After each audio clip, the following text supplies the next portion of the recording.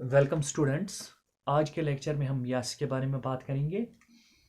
इससे पहले भी मैंने आपको बताया था कि मैं यूजुअली अपने लेक्चर्स इंग्लिश लैंग्वेज में अपलोड करता हूँ, मगर यहाँ पे मैंने माइटास और मियासिस कोशिश की आम फाम ज़बान में आपको समझाने की, इसलिए कि आपके बहुत सारी कन्फ्यूजन्स फिर इन टॉपिक्स में रहते हैं, इसलिए मैंने यहाँ पे उर्दू लैंग्वेज का सहारा लिया आपकी आसानी के लिए।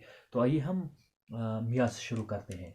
मियासिस जो है इसको हम कहते हैं रिडक्शनल डिवीजन।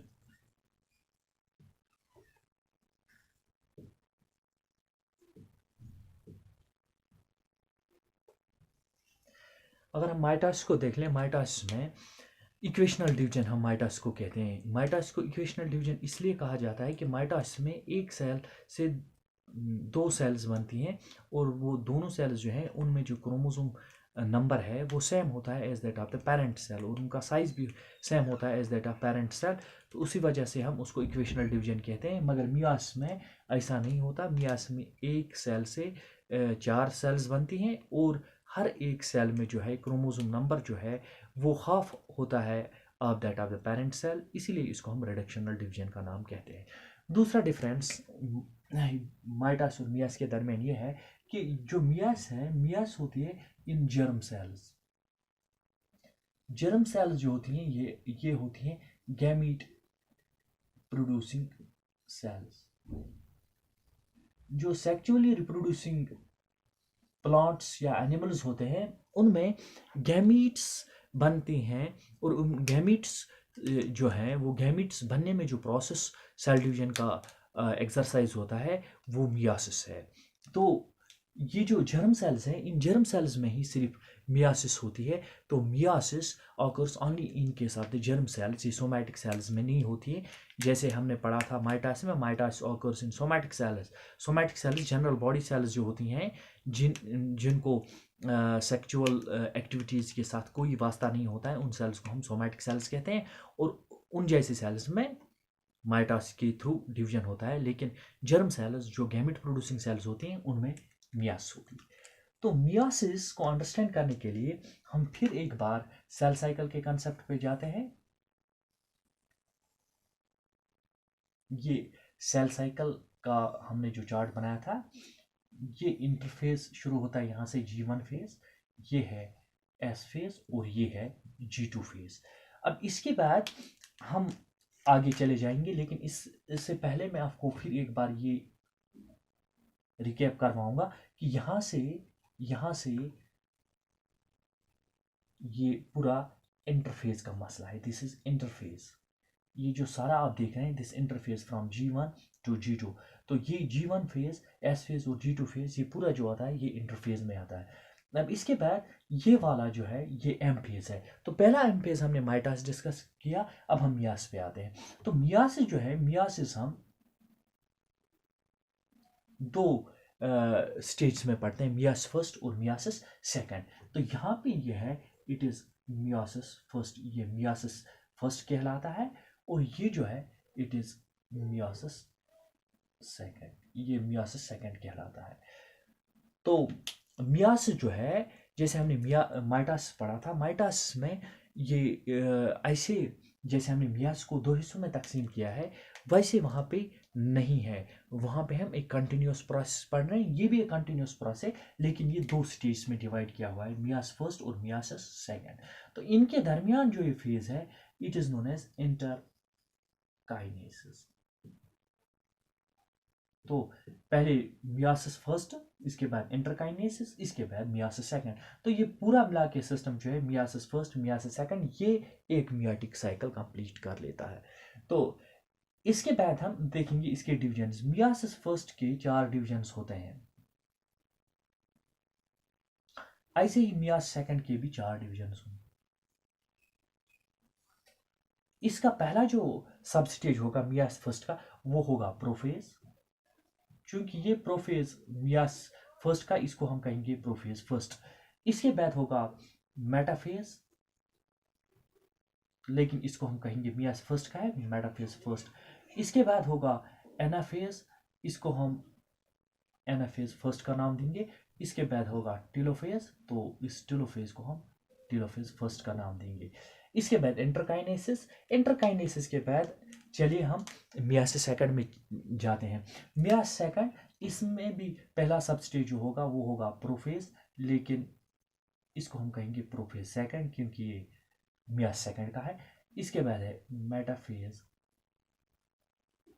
सेकंड, इसके बाद है एनाफेज सेकंड, तो इसके बाद है telophase second. So this is the scheme of the meiosis. तो मियास को दो हिस्सों में तकसीम किया जा रहा है, एक मियाटिक साइकिल को meiosis first, meiosis second. Meiosis first divide into 4 sub stages. पहला है prophase first, second metaphase first, third anaphase first, चौथा है टेलोफेज फर्स्ट। उसके बाद इंटरकाइनेसिस, इसके बाद मियास सेकंड, इसका पहला stage prophase second, then metaphase second, और उसके बाद एनाफेज सेकंड, उसके बाद टेलोफेज सेकंड। तो थोड़ी एक और यहाँ पे हमारी एक कम्प्लेक्सिटी है जिसको हमें इलाबरेट और सिंपलीफाई करने की कोशिश यहाँ पे करनी चाहिए। वो ये है, जब हम मियासिस पढ़ेंगे तो मियास में हम सबसे पहले मियास फर्स्ट पढ़ेंगे, तो मियास फर्स्ट में सबसे पहला स्टेज जो आएगा वो आएगा प्रोफेज फर्स्ट। लेकिन इस प्रोफेज फर्स्ट को भी कई एक सब स्टेजेस में तकसीम किया गया है, तो इसको समझाने के लिए हम यहाँ पे जाएंगे, ये प्रोफेज फर्स्ट। अब प्रोफेज फर्स्ट का पहला सब स्टेज जो होगा दैट इज लेप्टोनीमा स्टेज, लेप्टोनीमा स्टेज। इसको लेप्टोटीन स्टेज भी कहते हैं। तो ये मियास फर्स्ट का प्रोफेज फर्स्ट जो होगा उसका पहला सब स्टेज होगा लेप्टोनीमा स्टेज और leptotene stage. Second that is, इसके बाद जो आएगा उसको हम कहेंगे जाइगोनीमा स्टेज, जाइगोनीमा स्टेज और जाइगोटीन स्टेज। तो दूसरा स्टेज है, पहला लेप्टोनीमा, दूसरा जाइगोनीमा। इसके बाद होगा तीसरा, जो तीसरा स्टेज है इसके बाद उसका जो नाम है दैट इज, पहला होगा लेप्टोनीमा, दूसरा होगा जाइगोनीमा, तीसरा जो है दैट इज पैकिनीमा, पैकिनीमा स्टेज। इसको कभी कभार पैकेटीन स्टेज भी कहते हैं। इसके बाद होगा डिप्लोनीमा, डिप्लोनीमा स्टेज, इसको डिप्लोटीन स्टेज भी कहते हैं। तो पहला लेप्टोनीमा, दूसरा जाइगोनीमा, तीसरा पैकिनीमा, उसके बाद चौथा डिप्लोनीमा, इसके बाद डायकाइनेसिस, डायकाइनेसिस स्टेज। इससे पहले कि अब हम मियासिस फर्स्ट के प्रोफेज फर्स्ट के सब स्टेजेस को डिटेल में समझें, मैं फिर एक बार रिवाइज कर लेता हूँ। मियास जो है, एक मियाटिक साइकिल में दो सब स्टेज होती हैं, मियास फर्स्ट, मियास सेकंड। तो मियास फर्स्ट का पहला सब स्टेज है प्रोफेज फर्स्ट। इसके 5 सब स्टेज हैं। पहला है लेप्टोनीमा, दूसरा है जाइगोनीमा, तीसरा है पैकिनीमा, चौथा है डिप्लोनीमा और फिफ्थ वन इज डायकाइनेसिस। तो आइए हम इसके आगे चलते हैं, हम डिटेल में अब प्रोफेज फर्स्ट के सब स्टेजेस पे डिस्कशन शुरू कर लेते हैं।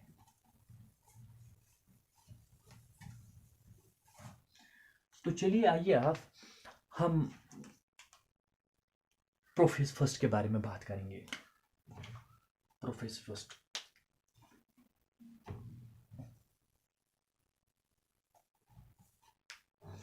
चलिए हम प्रोफेज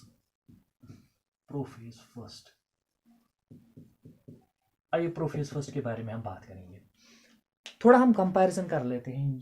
ये जो है प्रोफेज फर्स्ट और यहाँ पे जो मिया सेकंड का है प्रोफेज सेकंड, इनमें इन दो में अगर हम कंपैरिजन करेंगे तो ये प्रोफेज फर्स्ट जो है it is more complex and more lengthy as compared with prophase second. कहने का मतलब ये है कि अगर इन दोनों में हम तवाज़ुन करेंगे, इनका कंपैरिजन किया जाए प्रोफेज फर्स्ट का और प्रोफेज सेकंड का, तो ये चीज़ है कि प्रोफेज फर्स्ट इससे बड़ा फेज है, इसमें ज़्यादा टाइम लग जाता है प्रोफेज फर्स्ट में, और इसमें कम्प्लेक्सिटी भी ज़्यादा है as compared with the prophase second. क्यों? क्योंकि ये जो प्रोफेज फर्स्ट है ये हमने डिवाइड किया है 5 सब स्टेज में, जबकि प्रोफेज सेकंड जो है इसके कोई सब स्टेजेस नहीं है। तो आइए हम प्रोफेज फर्स्ट में जाते हैं। तो प्रोफेज फर्स्ट में पहला जो सब स्टेज है, सब स्टेजेस इसके जो है 5 हैं इसके सब स्टेजेस। तो पहला सब स्टेज जो है दैट इज लेप्टोनीमा। लेप्टोनीमा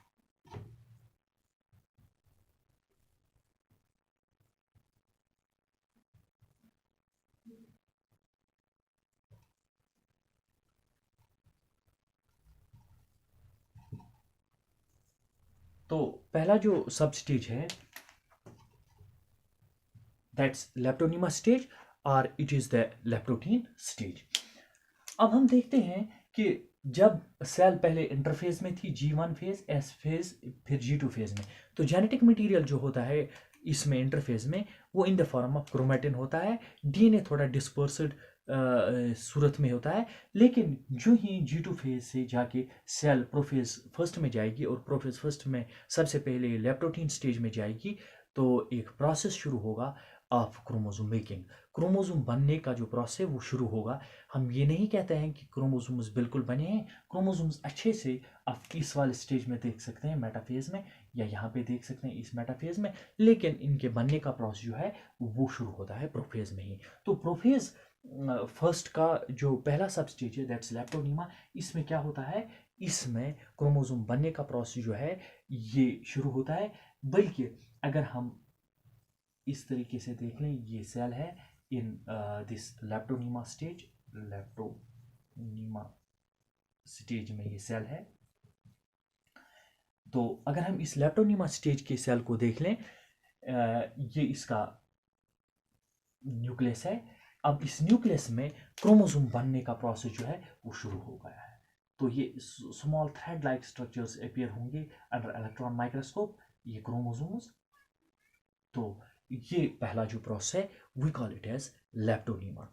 अब लेप्टोनीमा स्टेज जो है, लेप्टोनीमा स्टेज में क्या है, लेप्टोनीमा स्टेज में the chromosomes appear as thread like structures and the chromosomes are in the process of making. कहने का मतलब ये है कि क्रोमोसोम जो है ये धागे की सूरत में हमें दिखेंगे अंडर इलेक्ट्रॉन माइक्रोस्कोप, और ये बनने की प्रोसेस में है, अभी पूरे नहीं बने हैं। तो इसके बाद दूसरे स्टेज पे आएंगे हम। लेप्टोनीमा स्टेज के बाद दूसरा जो स्टेज है दैट इज जाइगोनीमा स्टेज।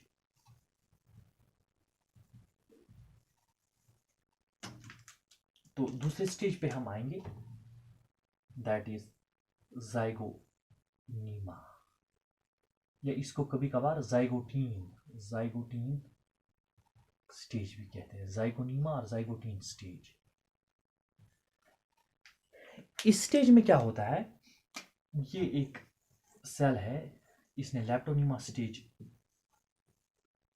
क्रॉस किया हुआ है, अब ये जाइगोटीन स्टेज में पहुंच गई, दूसरा जो सब स्टेज है प्रोफेज फर्स्ट का। अब जाइगो का मतलब जो है, जाइगो का मतलब है पेयरिंग, जाइगो का मतलब यहाँ पे पेयरिंग है। तो पेयरिंग से क्या मतलब है, यहाँ हर एक सेल में, जैसे हम ह्यूमंस की सेल लेंगे, ह्यूमंस की सेल में, एक इंसान की सेल में 46 क्रोमोसोम्स होते हैं, और इन 46 क्रोमोसोम्स को हम 23 पेयर्स में अरेंज करते हैं। तो हर एक पेयर में हमारे 2 क्रोमोसोम्स होते हैं, और ये एक क्रोमोसोम हमारा मैटरनल साइड से आया होता है और दूसरा क्रोमोसोम हमारे पैटर्नल साइड से आया होता है। तो इसमें हम अगर हम यहाँ पे ड्रा करेंगे, तो इसमें जो 46 क्रोमोसोम्स होते हैं, अगर हम ह्यूमंस की बात करेंगे, इसमें 23 पेयर्स ऑफ होमोलॉग्स क्रोमोसोम्स होते हैं। जैसे हमारा फर्स्ट क्रोमोसोम होगा, इसकी 2 कॉपीज होंगी, ये आइडेंटिकल होंगे, इनका साइज भी सेम होगा, इनके जीन्स की लोकेशन भी सेम होगी, उनका हर एक चीज़, इनका सेंट्रोमेयर का लोकेशन भी सेम होगा, क्योंकि ये दोनों फर्स्ट क्रोमोसोम है। फ़र्क ये है कि एक हमारे मैटरनल साइड से आया है, दूसरा हमारे फादर के साइड से या पैटर्नल साइड से आया है। इसी तरह से दूसरा जो क्रोमोसोम है उसकी भी 2 कॉपीज होंगी और वो एग्जैक्टली सेम होंगे in size, structure, location of the centromere, location of the genes, क्योंकि इनमें एक कॉपी पैटर्नल साइड से आई है, दूसरी मैटरनल साइड से आई है। तो इसमें क्या होता है ज़ाइगोटिन स्टेज में, ज़ाइगोटिन स्टेज में यही क्रोमोसोम्स जो हैं, ये क्रोमोसोम्स ये एक दूसरे के नज़दीक आते हैं, होमोलॉग्स क्रोमोसोम्स, और हम इसको कहते हैं synapsis. We call this as synapsis. तो आपके नीट में ये पूछा जाता है कि आप बताइए कि साइनेप्सिस मियासिस में कहाँ पे होती है। साइनेप्सिस मियासिस में दूसरी सब stage of the profess first में, जिसको हम कहते हैं ज़ाइगोनिमा, इसमें होती है। अब साइनेप्सिस का क्या मतलब है? साइनेप्सिस का मतलब सिंपल है कि जो होमोलॉग्स क्रोमोसोम्स हैं, होमोलॉग्स क्रोमोसोम्स एक दूसरे के नज़दीक आते हैं।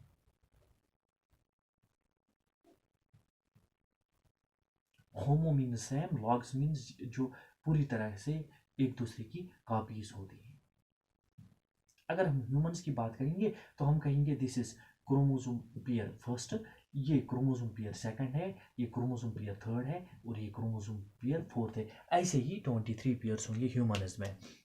तो ये जो है ये क्रोमोसोम ये यहाँ पे है, ये क्रोमोसोम जो है हो सकता है ये इससे पहले यहाँ पे हो, लेकिन इसमें क्या हो गया ज़ाइगोनिमा स्टेज में, इसमें ये चीज़ हो गई कि ये एक दूसरे के नज़दीक आ गए, इन्होंने पेयरिंग की, और इसी को हम कहते हैं साइनेप्सिस। तो synapsis is pairing of homologous chromosome.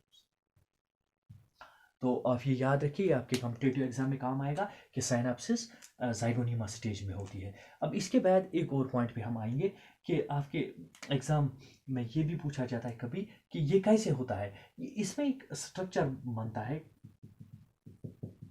यहाँ पे, जिस स्ट्रक्चर के थ्रू ये एक दूसरे के नज़दीक आते हैं, और उस स्ट्रक्चर को हम कहते हैं साइनेप्टोनीमल कम्प्लेक्स। तो एक स्ट्रक्चर बनता है जिसको हम कहते हैं साइनेप्टोनीमल कम्प्लेक्स। इसी के ज़रिए ये जो साइनेप्सिस होती है क्रोमोसोम्स की इन दिस ज़ाइगोनिमा स्टेज और ज़ाइगोटिन स्टेज, ये पॉसिबल इसी के थ्रू होती है। तो ये 2 सब स्टेज हैं। अब इसके बाद हम तीसरे सब स्टेज पे जाएंगे। जो तीसरा हमारा सब स्टेज होगा दैट इज पैगिनिमा।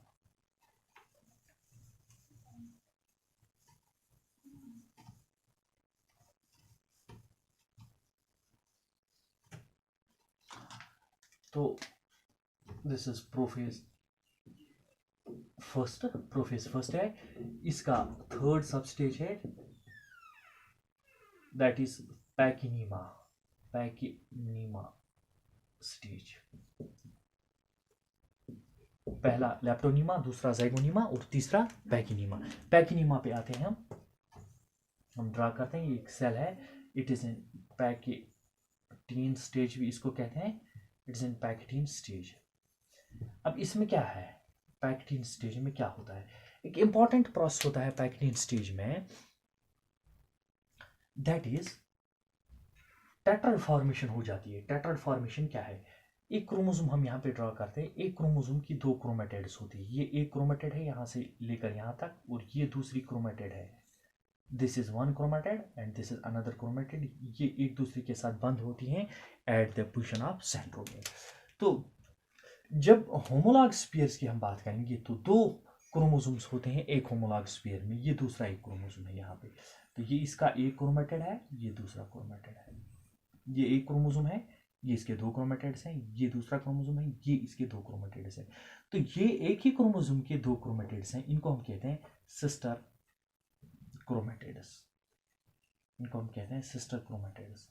तो ये इसके 2 सिस्टर क्रोमेटिड्स हैं, या ये यहाँ से यहाँ तक, यहाँ से यहाँ तक, ये 2 आपस में सिस्टर क्रोमेटिड्स हैं, ये 2 आपस में सिस्टर क्रोमेटिड्स हैं। ये एक ही होमोलॉगस पेयर है क्रोमोसोम्स का। लेकिन ये जो है, ये वाली क्रोमेटिड और ये वाली क्रोमेटिड, ये एक क्रोमोसोम की क्रोमेटिड है, ये दूसरी क्रोमोसोम की क्रोमेटिड है। अलबत्ता ये दोनों जो है ये होमोलॉगस पेयर ऑफ क्रोमोसोम्स हैं, मगर ये क्रोमोसोम अलग है, ये अलग है। तो इन दोनों की जो ये क्रोमेटिड्स हैं, ये वाली क्रोमेटिड और ये वाली क्रोमेटिड, इनको हम कहते हैं non sister chromatids. These are known as non sister chromatids. इनको हम नॉन सिस्टर क्रोमेटिड्स कहते हैं। अब सबसे पहले हमें ये समझना होगा पैकेटीन में कि यहाँ पे एक होमोलॉगस पेयर है। This is a homologous pair of chromosome, ये होमोलॉगस पेयर ऑफ क्रोमोसोम्स है। अब इस होमोलॉगस एक एक क्रोमोसोम में 2 क्रोमेटिड होंगे, 2 क्रोमोसोम्स में 4 क्रोमेटिड्स होंगी। तो टोटल कितने क्रोमेटिड्स होंगी एक होमोलॉगस पेयर में? There would be 4 chromatid there would be 4 chromatids in homologous pair of chromosomes. तो एक होमोलॉगस पेयर ऑफ क्रोमोसोम जो है इसमें 4 क्रोमेटिड्स होंगी, तो इसको हम कहेंगे टेट्राड। टेट्राड। तो यही टेट्राइड्स जो हैं, ये टेट्राइड्स बनते हैं पैकेनिमा स्टेज में, और इसको हम कहते हैं टेट्राइड फॉर्मेशन। तो पहला जो पॉइंट बनता है हमारा यहाँ पे pachynema stage, that is tetrad formation occurs. It means each chromosome will have 2 chromatids and the homologous pair of chromosome will have 4 chromatids. तो इसको हम टेट्राइड फॉर्मेशन कहते हैं। तो यहाँ पे भी हम टेट्राइड फॉर्मेशन के बारे में बात की। ये एक क्रोमेटिड है एक क्रोमोसोम की, ये इसी क्रोमोसोम की दूसरी क्रोमेटिड है, ये यहाँ पे सेंट्रोमियर है, और यहाँ पे ये दूसरा इसका होमोलॉगस क्रोमोसोम है, ये इसकी क्रोमेटिड है एक, ये दूसरी क्रोमेटिड है, और ये सेंट्रोमियर है। तो ये एक होमोलॉगस पेयर ऑफ क्रोमोसोम है। तो इसमें कितनी क्रोमेटिड्स हैं? 4 क्रोमेटिड्स। ये एक क्रोमेटिड, ये दूसरी, ये तीसरी, ये चौथी। एक क्रोमोसोम में 2 क्रोमेटिड्स होंगी। तो लेकिन एक होमोलॉगस पेयर ऑफ क्रोमोसोम में 4 क्रोमेटिड्स होंगी, तभी इसको हम टेट्राइड कहते हैं। अब पहला पॉइंट बना हमारा पैकेनिमा स्टेज का टेट्राइड फॉर्मेशन। इसके बाद टेट्राइड फॉर्मेशन के बाद अब देखिए एक इंपॉर्टेंट प्रोसेस आ रहा है इसके बाद, that is the crossing over. The crossing over is most significant process which occurs during the pachynema stage. अहम एसेंशियल प्रोसेस जो होता है पैकेनिमा स्टेज में, दैट इज क्रॉसिंग ओवर। आपके नीट में पूछा जाता है कि क्रॉसिंग ओवर कब होती है मियासिस में? ये पैकेनिमा स्टेज में होती है। अब इसमें क्या होगा ये आपने अंडरस्टैंड किया होगा। अब इसको क्रॉसिंग ओवर को समझाने के लिए मुझे यहाँ पे थोड़ी जो डायग्राम है इससे बड़ी बनानी पड़ेगी ताकि आपको समझ में आ जाए। ऐसे बनाते हैं यहाँ पे, ये पैकेटीन स्टेज है, पैकेटीन स्टेज या पैकेनिमा स्टेज है ये। तो ये न्यूक्लियस है। अब देखिए ये क्रोमोसोम की एक क्रोमेटिड है, ये दूसरी क्रोमेटिड है इसकी, और ये यहाँ पे दूसरा एक क्रोमोसोम है, इसकी एक क्रोमेटिड है, ये दूसरी क्रोमेटिड है इसकी। अब देखिए यहाँ पे क्या होता है, यहाँ पे क्रॉसिंग ओवर जो है, क्रॉसिंग ओवर या जिसको आप कहते हैं recombination,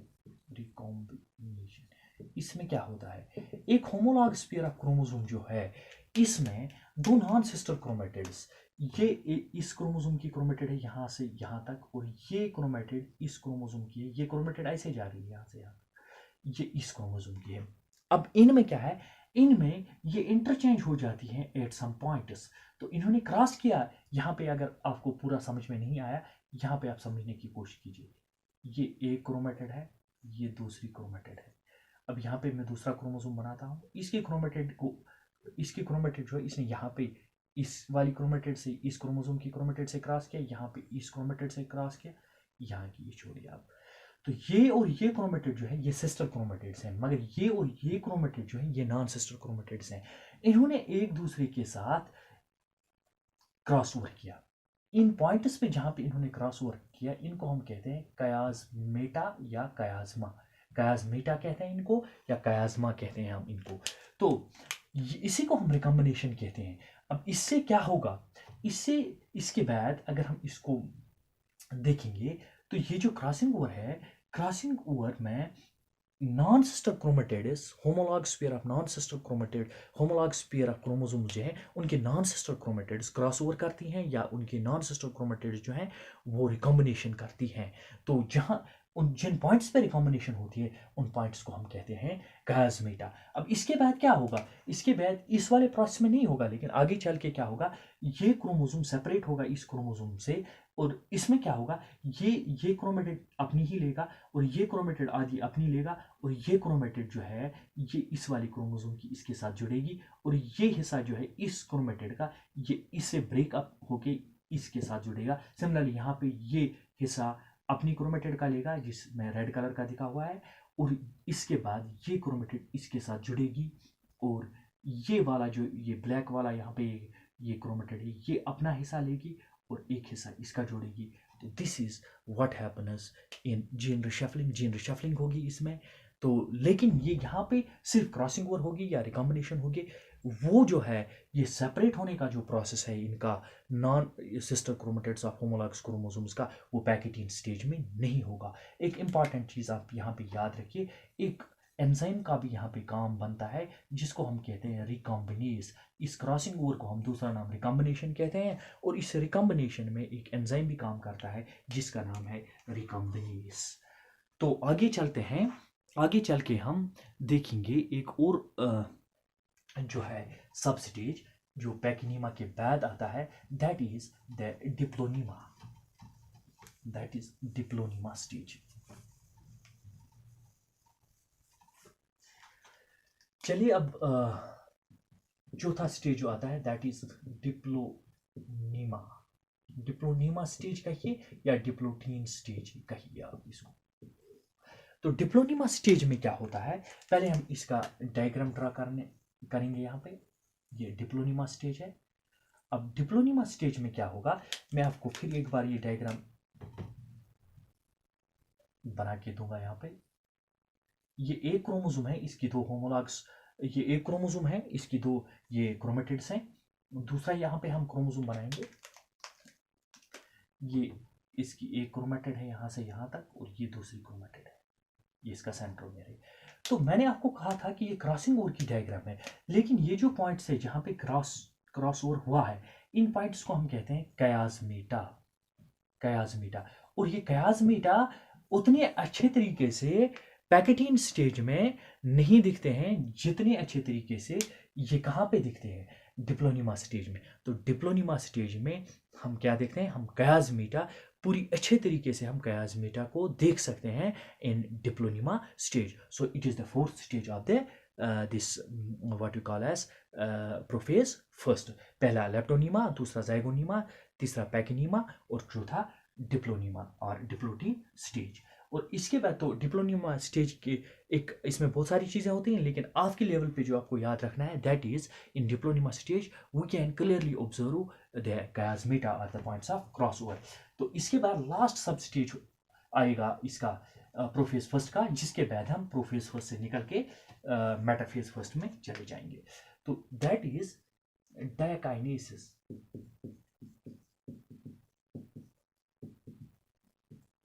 that is diakinesis stage. तो डायकाइनेसिस स्टेज जो है प्रोफेज फर्स्ट का फिफ्थ सब स्टेज है। इसमें क्या होगा, इसमें एक प्रोसेस होती है जिसको हम कहते हैं टर्मिनलाइजेशन, टर्मिनलाइजेशन। तो important process occurring in the diakinesis is terminalisation. अब टर्मिनलाइजेशन को समझने के लिए यहाँ पे आप आइए, यहाँ पे हम देख लेते हैं क्या होगा। सबसे पहले जो है, इससे पहले कि हम टर्मिनलाइजेशन के बारे में डिटेल्स में जाएंगे, हम कहेंगे the nuclear membrane, the nuclear membrane and nucleolus. जो न्यूक्लियर मेम्ब्रेन और न्यूक्लियोलस है they begin to disappear. So lately in the prophase first, that's in the diakinase stage, the nuclear membrane and the nucleolus they rather disappear. ये disappear हो जाएंगे, nuclear membrane और nucleolus दोनों disappear हो जाएंगे। इसके बाद क्या होगा, इसके बाद यहाँ पे आप देखिए ये एक क्रोमेटिड है इस क्रोमोसोम की, ये दूसरी क्रोमेटिड है, यहाँ पे ये एक क्रोमेटिड है जिसने क्रॉस ओवर किया हुआ है, ये दूसरी क्रोमेटिड है। अब यहाँ पे कयाज्मा है या पॉइंट्स ऑफ इंटरचेंज है यहाँ पे। अब ये कयाज्मा मूव होंगे towards the terminal ends, terminal ends of the chromatids, ताकि क्या होगा, ये दो क्रोमोसोम्स एक दूसरे से अलग हो जाएंगे। लेकिन इन्होंने एक दूसरे की हाफ ऑफ क्रोमेटिड्स ली हैं of the non sister chromatids during the this what we call as crossing over. अब क्या होगा, यहाँ पे कयाज्मा है, अब ये ऐसे towards the terminal ends move होंगे ताकि दो होमोलॉग्स क्रोमोसोम्स एक दूसरे से अलग हो जाएंगे। तो ऐसे होगा ये प्रोसेस। यहाँ पे आप देखिए, ये क्रोमोसोम है और ये दूसरा क्रोमोसोम है, ये यहाँ पे क्रोमोसोम है, ये दूसरा क्रोमोसोम, ये होमोलॉग्स क्रोमोसोम्स है। अब इसके बाद टर्मिनलाइजेशन हो गई। Terminalisation means the chiasma now move towards the terminal ends of the chromatid so that the chromosomes homologous chromosomes get separated but after the crossing over। अब इसके बाद क्या होगा, ये क्रोमेटिड इसकी अपनी होगी, ये क्रोमेटिड हाफ ही इसकी अपनी होगी, और ये क्रोमेटिड ये जो है इसका पोर्शन ये हाफ ही इसका अपना होगा। यहाँ पे ये वाला जो पोर्शन है ये इसने यहाँ से लिया है, और ये वाला पोर्शन भी इसने यहाँ से लिया है। अब इस होमोलॉगस क्रोमोसोम की ये क्रोमेटिड इसकी अपनी है, ये इसका अपना है यहाँ से यहाँ तक, ये पोर्शन इसने इससे लिया है और ये पोर्शन इसने इससे लिया है। तो ये हिस्से इंटरचेंज हुए हैं, इसने ये वाला हिस्सा यहाँ पे लगा दिया, इसने ये वाला हिस्सा यहाँ पे लगा दिया, इसका ये वाला हिस्सा यहाँ पे लग गया, इसका ये वाला हिस्सा यहाँ पे लग गया, इसी को हम कहते हैं क्रॉसिंग ओवर। तो क्रॉसिंग ओवर पैकेटिन स्टेज में ही होती है। मेरे कहने का मतलब ये नहीं है कि क्रॉसिंग ओवर डायकाइनेस में होती है। मैं आपको फिर एक बार समझा रहा हूँ कि क्रॉसिंग ओवर में क्या होगा, क्योंकि टर्मिनलाइजेशन यहाँ पे होगी। अब ये क्रोमोसोम्स आफ्टर क्रॉसिंग ओवर होंगे क्या, separate. So with this we finished the prophase first. तो ये सबसे ज्यादा कॉम्प्लेक्सिटी रहा करती है किसमें, मियास में। अब इसके बाद उतनी कॉम्प्लेक्सिटी नहीं है, इसके बाद सिंपल ही है। हम जाएंगे अब मेटाफेज फर्स्ट में।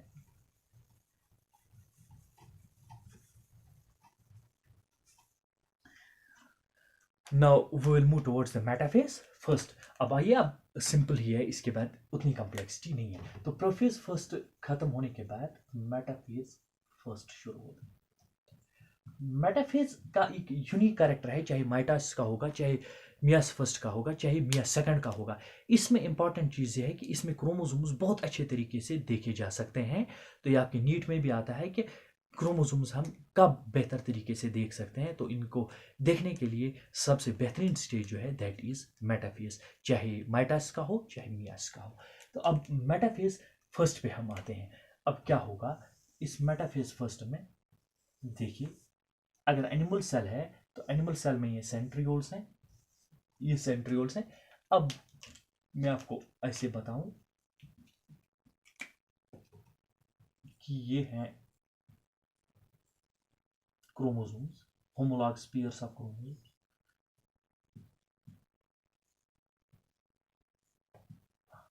अब इन्होंने क्या है, इन्होंने प्रोफेज फर्स्ट पार किया हुआ है, क्रॉसिंग ओवर हो गई है, जीन रिशफलिंग हो गई है। अब क्या होगा, ये सेंट्रियोल्स हैं। सेंट्रियोल सिर्फ एनिमल सेल्स में होते हैं, आपको पता होना चाहिए ये। तो अब यहां से क्या होगा, यहां से स्पिंडल फाइबर्स निकलेंगे। कहां से निकलेंगे spindle fibres, from the centrioles. तो ये हैं स्पिंडल फाइबर्स, जैसा कि आपने माइटास में भी पढ़ा होगा। स्पिंडल फाइबर्स जो हैं, स्पिंडल फाइबर्स अटैच अब हो जाएंगे किनके साथ, क्रोमोसोम्स के साथ। लेकिन क्रोमोसोम्स जो है, क्रोमोसोम्स अरेंज हो जाएंगे कहां पे, इक्वेटर पे। तो क्रोमोसोम्स इक्वेटर पे अरेंज हो जाएंगे। अगर आपको समझ में नहीं आया, ये पोर्शन इक्वेटर है और ये पोर्शन जो है ये पोल ऑफ द सेल है। तो क्रोमोसोम्स कहां पे अरेंज हो गए, इक्वेटर पे। किन के जरिए, बाय द स्पिंडल फाइबर से अटैच हो गए स्पिंडल फाइबर्स के साथ। और इसको हम कहते हैं मेटाफेज प्लेट बन गया। अब ये तो अगर आपको लिखना होगा मेटाफेज के बारे में, आपको ये जानना है कि मेटाफेज में जो है the centrioles of the animal cells they give out the spindle fibers, और स्पिंडल फाइबर्स अटैच हो जाएंगे किनके साथ, क्रोमोसोम्स के साथ। और ये क्रोमोसोम्स अरेंज हो जाएंगे ऑन इक्वेटर, और ये बनाएंगे इक्वेटर पे एक स्ट्रक्चर जिसको हम कहते हैं मेटाफेज प्लेट। तो इसके साथ ही मेटाफेज फर्स्ट भी कंप्लीट हो गया। इसमें बहुत सारी चीज़ें हैं, लेकिन आपकी लेवल के लिए मैं कह रहा हूँ, आपकी लेवल के लिए इतना कुछ काफ़ी है। तो मेटाफेज फर्स्ट जब एंड अप होगा, इसके बाद शुरू होगा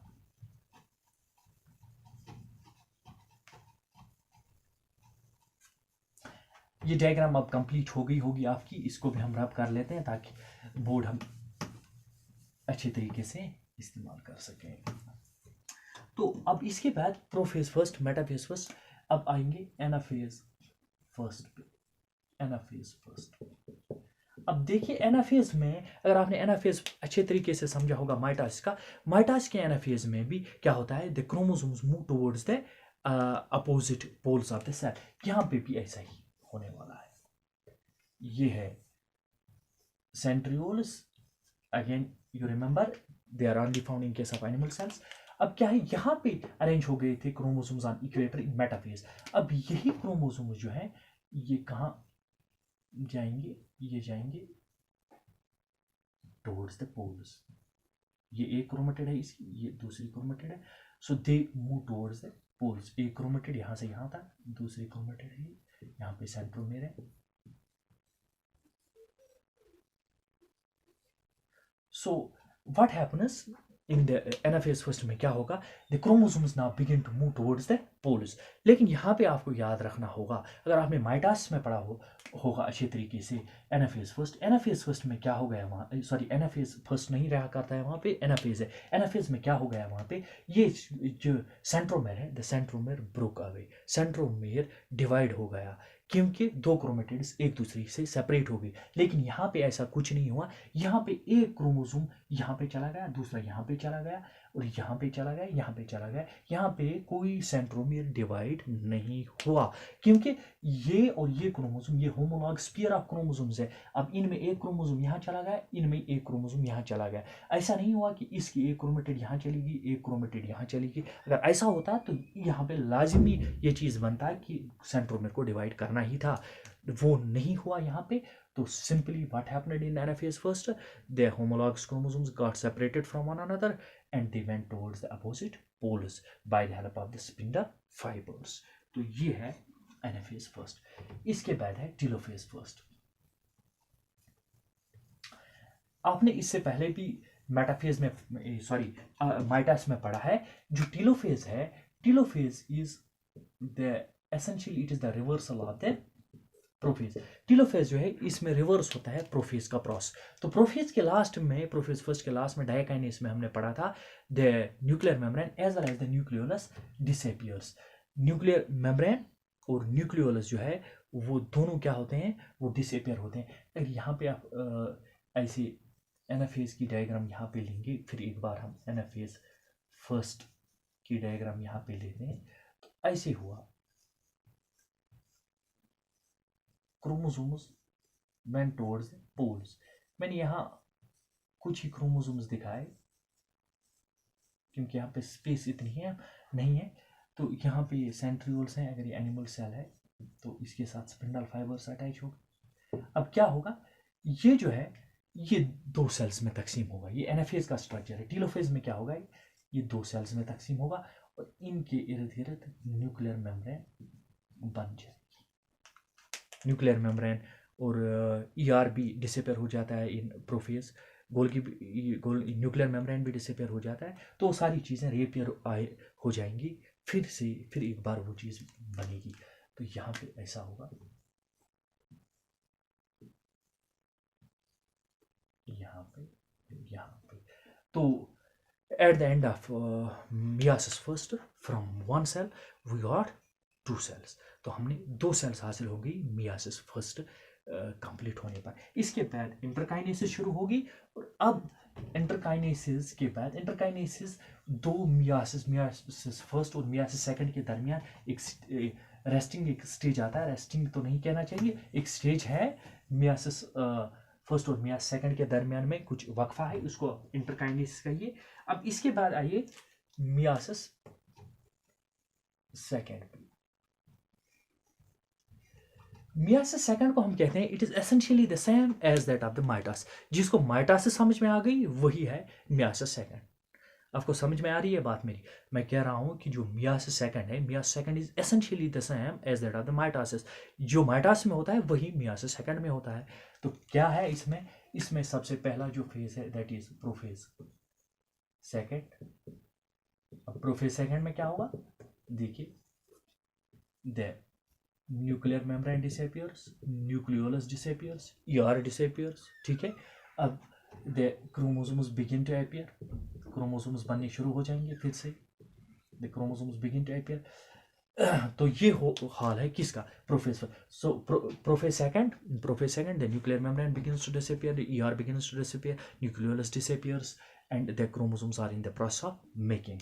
अब इसके बाद चलिए आप मेटाफेज सेकंड पे, प्रोफेस सेकंड कंप्लीट होने के बाद आप मेटाफेज सेकंड में जाएंगे। मेटाफेज सेकंड, मेटाफेज में एक चीज कॉमन है कि मेटाफेज में आप क्रोमोसोम्स अच्छे तरीके से देख सकते हैं, चाहे माइटोसिस का मसला हो चाहे मियासिस का मसला हो।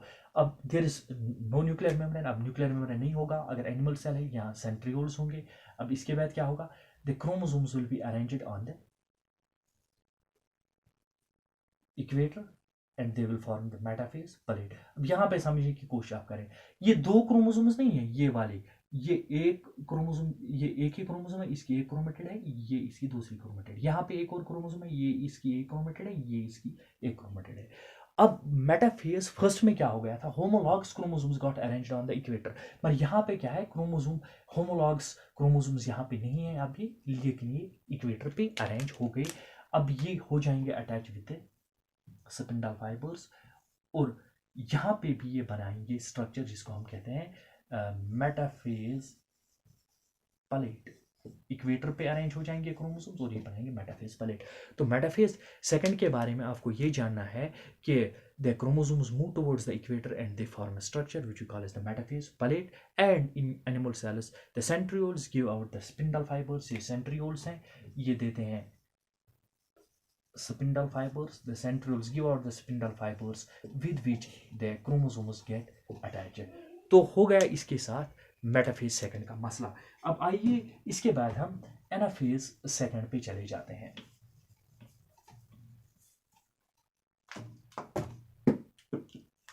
Sorry, anaphase second. अब एनाफेज फर्स्ट और एनाफेज सेकंड को समझने के लिए यहाँ पे आपको इस डायग्राम पे फोकस करना पड़ेगा। अब एनाफेज में क्या होगा, जो एनाफेज आपने माइटोसिस में हुआ वही एनाफेज सेकंड में होगा। यहाँ पे क्या है, ऐसे में यहाँ पे आपको दिखाता हूँ, ये एक क्रोमेटिड है, ये दूसरी क्रोमेटिड है। एनाफेज में माइटोसिस में यहाँ पे क्या हो गया था, सेंट्रोमियर जो है सेंट्रोमियर स्प्लिट हो गया था, सेंट्रोमियर डिवाइड हो गया था। कहाँ पे हो गया था, in the metaphase, sorry in the anaphase of the mitosis, वही यहाँ पे भी होने वाला है। लेकिन इन the anaphase first of the myiasis first ऐसा कुछ नहीं हुआ था। तो यहाँ पे क्या होगा, ये डिवाइड होगा सेंट्रोमियर, तो एक क्रोमेटिड यहाँ पे चली जाएगी, दूसरी क्रोमेटिड यहाँ पे चली जाएगी। ये वाला क्रोमोसोम जो यहाँ पे, इसकी एक क्रोमेटिड यहाँ चली जाएगी, एक क्रोमेटिड यहाँ चली जाएगी, सेंट्रोमियर्स के साथ ये स्पिंडल फाइबर्स अटैच हो जाएंगे। तो यहाँ पे क्या होगा, centromere got divided, centromere got divided and chromatids got split, separated, chromatids got separated, ये क्रोमेटिड सेपरेट हो गए and then they move towards the opposite poles of the cell. तो opposite poles of the cell को move करने के लिए इनको सहारा लेना पड़ा किसका, स्पिंडल फाइबर का। अब इसके बाद है टीलोफेज सेकंड। टीलोफेज में इससे पहले भी मैंने आपको कहा, telophase is essentially reversal of the this prophase. अब प्रोफेज में न्यूक्लियर मेम्ब्रेन डिसअपियर हो गई थी, न्यूक्लियोलस डिसअपियर हो गया था, ईआर डिसअपियर हो गया था, वो यहाँ पे फिर एक बार अपीयर होने जा रहा है। अगर हम एनाफेज सेकंड की डायग्राम फिर एक बार यहाँ पे बनाएं ताकि आपको अच्छे तरीके से समझ में आ जाए, ये यहाँ पे है सेंट्रोमियर, यहाँ पे ये है सेंट्रोमियर, यहाँ पे ये क्रोमेटिड है, यहाँ पे दूसरे क्रोमोसोम का क्रोमेटिड है, ये सेंट्रोमियर डिवाइड हो गया यहाँ पे, ये सेंट्रोमियर डिवाइड हो गया यहाँ पे, किसमें, एनाफेज में। अब यहाँ पे ये ऐसे है, ये एनाफेज की डायग्राम है, हम पढ़ने जा रहे हैं अब टीलोफेज। अब टीलोफेज में क्या होगा, टीलोफेज में आप एक तो ये वाली सेल दो सेल्स में डिवाइड होगी, दूसरा इसको हम कहते हैं जब साइटोप्लाज्म डिवाइड होगा उसको हम कहते हैं साइटोकाइनेस, जब न्यूक्लियस डिवाइड होता है उसको हम कहते हैं कैरियोकाइनेस। अब यहाँ पे ये एक सेल से दो सेल्स होंगी, और न्यूक्लियर मेम्ब्रेन, न्यूक्लियोलस और ईआर, ये तीनों रिपेयर होंगे। इसके बाद साइटोकाइनेस हो जाएगी। साइटोकाइनेसिस मीन्स कि सेल का साइटोप्लाज्म डिवाइड होगा। तो अब ऐसे है कि 2 सेल्स बनी, लेकिन इस एक सेल से आपको ये याद रखना होगा कि यहाँ पे आप ऐसे समझिए, ये एक सेल है, जब इसने कंप्लीट की मियोसिस फर्स्ट, जब इसने कंप्लीट की तो कितनी सेल्स इसे निकली? 2 सेल्स। अब ये दोनों सेल्स किस में चली गई? मियोसिस सेकंड में। ये भी मियोसिस सेकंड में और ये भी मियोसिस सेकंड में।